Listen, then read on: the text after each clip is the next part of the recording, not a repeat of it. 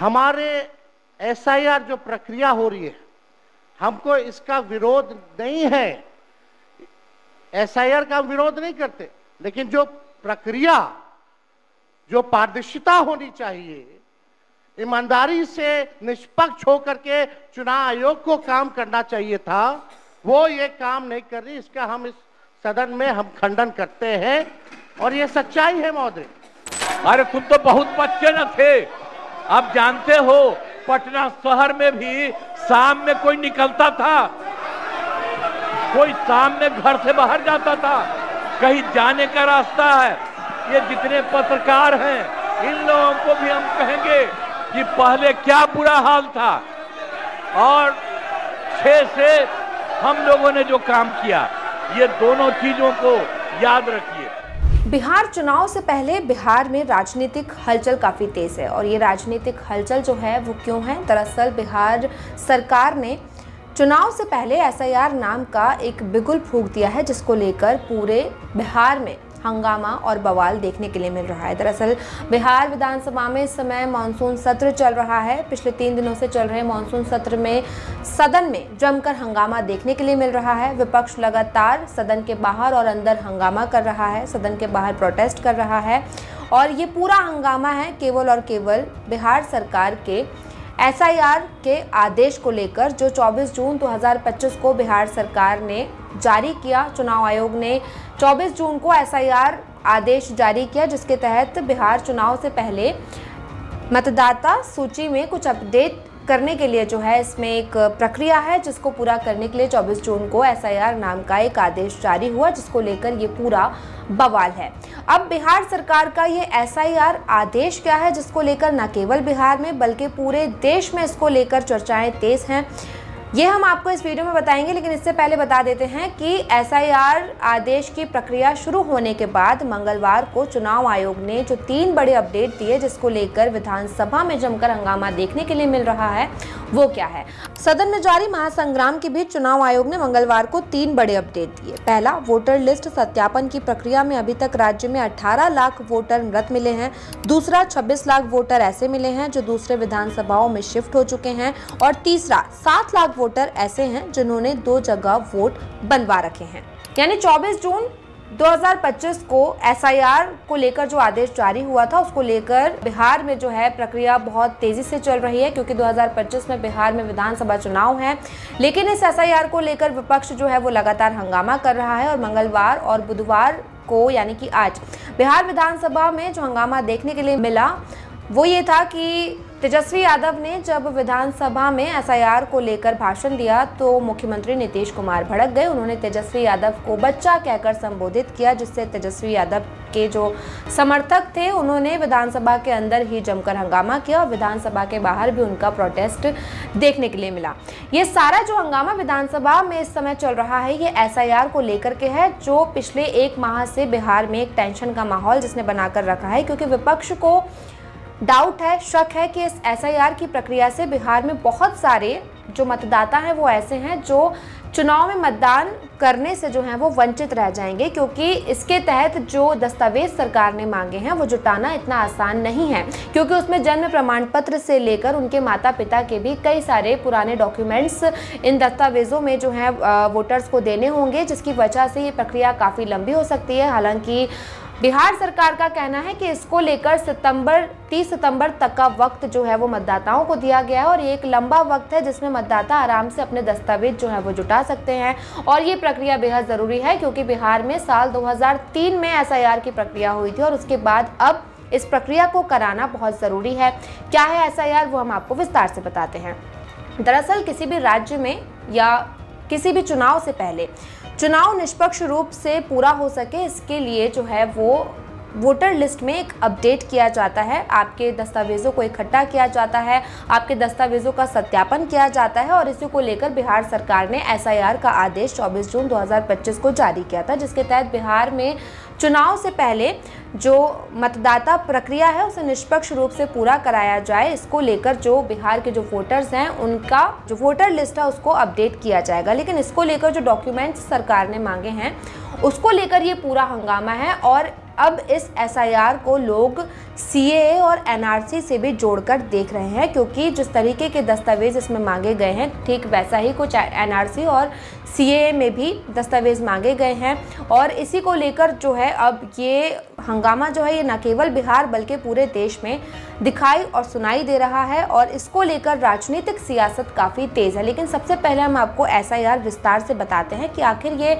SIR है क्या, जिसको लेकर बिहार में नेताओं, कर्मचारी और मतदाताओं का जो सर है वो चकरा चुका है, और विधानसभा में भी इसको लेकर जो है वो हंगामा देखने के लिए मिल रहा है। दरअसल बिहार में चुनाव आयोग की दलील है कि बिहार में मतदाता सूची की गंभीर समीक्षा की ऐसी आखिरी प्रक्रिया 2003 में हुई थी और उसके बाद से नहीं हुई है, इसलिए ये मुहिम जरूरी है।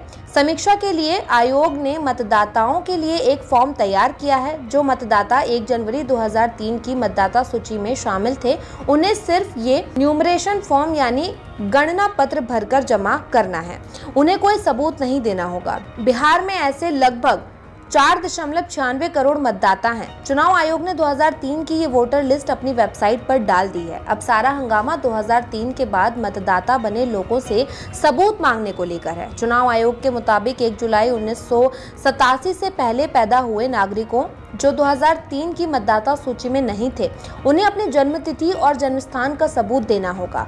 ऐसे सभी मतदाता आज की तारीख में 48 साल या उससे बड़े होंगे।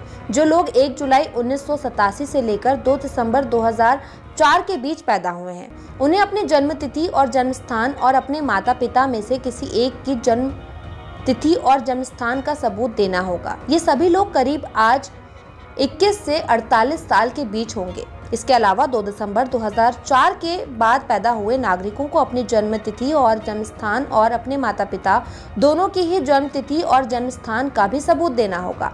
बस इन्हीं सबूतों की मांग को लेकर सारा विवाद खड़ा हो गया है। इतनी जल्दी ये सबूत कहां से लेकर आए, विपक्ष ने और कई नागरिक संगठनों ने ये सवाल खड़े कर दिए हैं। इसके साथ ही चुनाव आयोग ने 3 अपडेट दिए हैं, उसको लेकर भी विधानसभा में हंगामा तेज हो गया है। जिसमें पहला अपडेट है कि वोटर लिस्ट सत्यापन की प्रक्रिया में अभी तक राज्य में 18 लाख वोटर मृत मिले हैं। दूसरा, 26 लाख वोटर ऐसे हैं जो दूसरे विधानसभा में शिफ्ट हो चुके हैं, तो वहीं 7 लाख वोटर ऐसे हैं जिन्होंने 2 जगह वोट बनवा रखे हैं। चुनाव आयोग ने कहा है कि वो अपने बूथ स्तर के अधिकारियों और राजनीतिक दलों के बूथ स्तर के एजेंट के माध्यम से प्रत्येक मतदाता तक पहुंचने का प्रयास कर रहा है, ताकि ये सुनिश्चित किया जा सके कि 1 अगस्त में प्रकाशित होने वाली मतदाता सूची से कोई भी पात्र मतदाता छूट ना जाए। इससे पहले चुनाव आयोग ने शनिवार को बताया था कि बिहार में लगभग 42 लाख मतदाता अपने पते पर नहीं मिले, जबकि 7.5 लाख से अधिक मतदाताओं ने कई स्थानों पर अपना रजिस्ट्रेशन कराया हुआ है। बता दें, इस निर्देश को चुनौती देने वाली याचिका के संबंध में निर्वाचन आयोग ने दायर हलफनामे में कहा है कि कानूनी चिंताओं के बावजूद आयोग एसआईआर 2025 प्रक्रिया के दौरान पहचान के सीमित उद्देश्य के लिए आधार, मतदाता कार्ड और राशन कार्ड पर पहले से ही विचार कर रहा है। आयोग ने एक विस्तृत हलफनामे में कहा, एसआईआर प्रक्रिया मतदाता सूची से अपात्र व्यक्तियों को हटाकर चुनावों की शुचिता बढ़ाती है। मतदान का अधिकार लोक प्रतिनिधित्व अधिनियम 1950 की धाराओं 16 और 19 के साथ अनुच्छेद 326 और लोक प्रतिनिधित्व अधिनियम 1951 की धारा 62 से प्राप्त होता है, जिसमें नागरिकता, आयु और सामान्य निवास के संबंध में कुछ पात्रताओं की बात की गई है। एक उपात्र व्यक्ति को मतदान का कोई अधिकार नहीं है और इसीलिए वो इस संबंध में अनुच्छेद 19 और 21 के उल्लंघन का दावा नहीं कर सकता। यानी बिहार में एसआईआर को लेकर जो बहस चल रही है, वो बहस का सबसे बड़ा कारण है दस्तावेज जुटाना, क्योंकि चुनाव आयोग ने जो दस्तावेज मांगे हैं यानी जो डॉक्यूमेंट्स मांगे हैं, उसमें जो वोटर है उसके माता पिता के जन्म स्थान और उसकी जन्म तिथि के प्रूफ भी मांगे हैं। और इसको लेकर विपक्ष का शक ये है कि इस तरह से कई सारे वोटर ऐसे हैं जो पीछे छूट जाएंगे, क्योंकि चुनाव 2025 में है और ये जो प्रक्रिया है वो 24 जून से शुरू हुई है। 30 सितंबर तक का सरकार ने वक्त दिया है और बिहार में करोड़ों मतदाता हैं। इतनी जल्दी इतने सारे लोगों की सूची जुटाना आसान बात नहीं है। ऐसे में इसमें कई सारी गड़बड़ी हो सकती है। चुनाव निष्पक्ष रूप से नहीं हो सकते और इसमें कई सारे वोटर ऐसे छूट जाएंगे जिसको लेकर के विपक्ष को आने वाले चुनाव में नुकसान हो सकता है। लेकिन मुख्यमंत्री नीतीश कुमार की दलील है कि इस तरह की प्रक्रिया से चुनाव जो है वो निष्पक्ष रूप से पूरा होगा। साल 2003 में एसआईआर की प्रक्रिया पूरी हुई थी, इसके बाद अब ये लंबा वक्त हो चुका है, बिहार में चुनाव है, तो अब इसको लेकर एसआईआर की प्रक्रिया पूरी हो जानी चाहिए। जबकि विपक्ष का कहना है कि अगर ये प्रक्रिया पूरी करनी ही थी तो एसआईआर का विरोध नहीं है, लेकिन इस प्रक्रिया को और पहले शुरू कर दिया जाना चाहिए था। चुनाव के महज कुछ महीने पहले अगर इस तरह की प्रक्रिया शुरू की जाएगी तो आप ये कैसे सत्यापित करेंगे कि ये जो प्रक्रिया है वो निष्पक्ष रूप से पूरी होगी। अब इसी को लेकर बिहार विधानसभा में जो है वो हंगामा तेज है। जिस तरीके के वीडियो विधानसभा से सामने आ रहे हैं उसमें देखा जा सकता है कि किस तरह से तेजस्वी यादव जो है वो एसआईआर पर खुलकर बहस कर रहे हैं, तो वहीं मुख्यमंत्री नीतीश कुमार भी पीछे नहीं हट रहे हैं। मुख्यमंत्री नीतीश कुमार ने तेजस्वी यादव के भाषण का विरोध करते हुए कहा कि आपकी माताजी और पिताजी राज्य में मुख्यमंत्री रहे, आप खुद भी मंत्री रहे, लेकिन इसके बावजूद भी जो हालात पहले थे वो आपने ठीक तरह से देखे हैं और अब जो हम कर रहे हैं, हमने महिलाओं के लिए भी बिहार में बहुत काम किया है। 50% आरक्षण की भी उन्होंने विधानसभा में बात की। साथ ही एसआईआर का समर्थन करते हुए उन्होंने कहा कि आपको एसआईआर से नहीं बल्कि आपको इस बात से नाराजगी है कि जो फर्जी वोटर हैं वो वोट कैसे देंगे। अरे खुद तो बहुत बच्चे न थे। आप जानते हो पटना शहर में भी शाम में कोई निकलता था, कोई शाम में घर से बाहर जाता था, कहीं जाने का रास्ता है।